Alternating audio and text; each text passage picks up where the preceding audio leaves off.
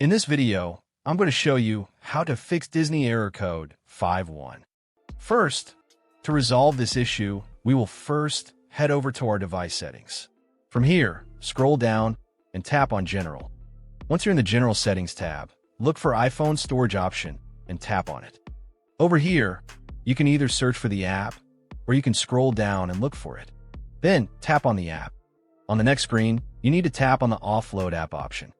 A confirmation pop-up will come up. Now tap on the Offload app option here.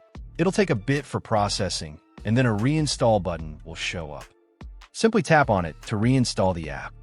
This should resolve the issue, but if it doesn't, then you need to check if the app is running an older version. Head over to App Store. From here, double tap on this search icon in the bottom right corner, and then search for the app.